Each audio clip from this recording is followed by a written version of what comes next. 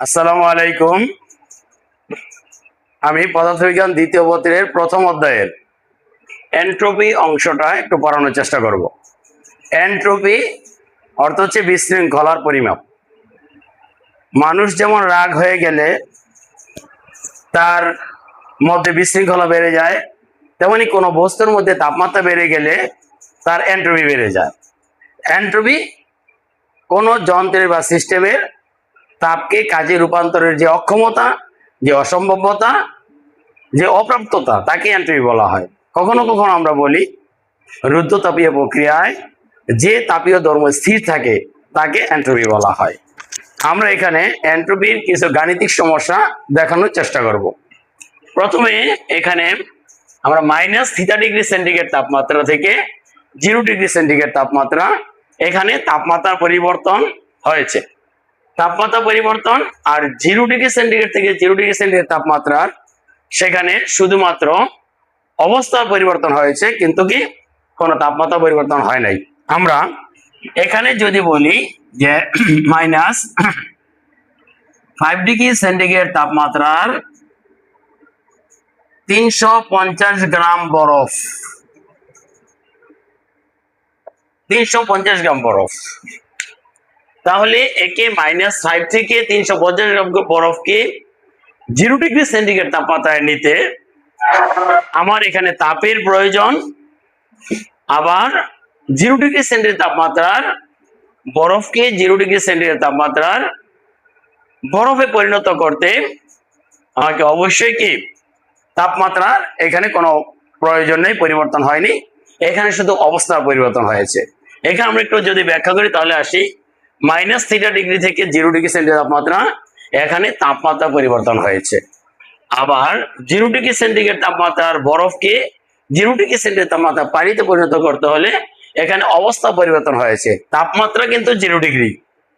তাহলে আমরা যদি একটু বিশ্লেষণে যাই, তাপমাত্রা পরিবর্তন হলে প্রয়োজনীয় তাপের সমীকরণ হবে H = mS∆θ, মানে তাপমাত্রা পার্থক্য।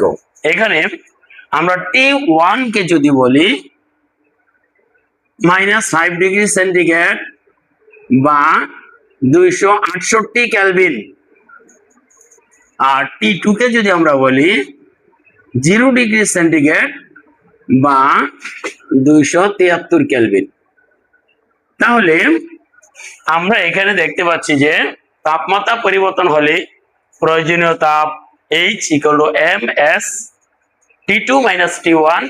এখানে m হচ্ছে বরফের ভর 350 গ্রাম, আমরা যাকে কেজিতে কনভার্ট করব, আর S বলতে আমরা বরফের আপেক্ষিক তাপ, যেটা এখানে আমরা দেখাইছি বরফের আপেক্ষিক তাপ 2100 joule per KG per kelvin. আর এখানে T2 হচ্ছে 273 কেলভিন আর T1 হচ্ছে 268 কেলভিন। এরপরে যদি বলে এন্ট্রপি পরিবর্তন নির্ণয় করো, তাহলে আমরা ডিএস দ্বারা পরিবর্তন করি। আমরা এন্ট্রপিকে ডিএস দ্বারা প্রকাশ করা হয়।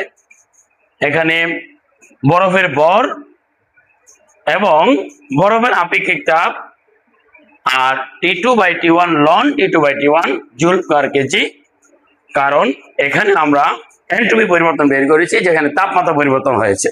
আমরা একটা তথ্য মনে রাখবো, যদি তাপমাত্রা পরিবর্তন হয় তাহলে এন্ট্রপি পরিবর্তনে লন আসবে, আর যদি অবস্থা পরিবর্তন হয় তাহলে প্রয়োজনীয় তাপের ক্ষেত্রে mLF, এখানে m হচ্ছে বরফের ভর আর LF হচ্ছে বরফের আপেক্ষিক, বরফ গলনের আপেক্ষিক সুপ্ত তাপ, যার মানটা আমরা দেখাই দিয়েছি। এখানে বরফ গলনের আপেক্ষিক সুপ্ত তাপ LF 3,36,000 জুল পার কেজি।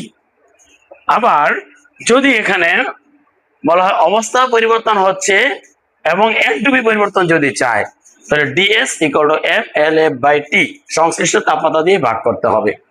তাহলে আমরা আজকে এখানে যেটুকু শিখলাম যে তাপমাত্রা পরিবর্তন হলে সেখানে লন আসবে এন্ট্রপি পরিবর্তনের ক্ষেত্রে, আর যদি অবস্থা পরিবর্তন আসে তাহলে এখানে লন আসবে না। তাপমাত্রা পরিবর্তন হলে লন আসবে, আর এন্ট্রপি পরিবর্তন হলে এখানে আমরা দেখতেছি কি যে লন আসবে না যদি অবস্থা পরিবর্তন হয়। আমরা আশা করি এটুকু ক্লিয়ার হয়েছে। স্যার বন্ধ। ওই সাইড সাইড করেন।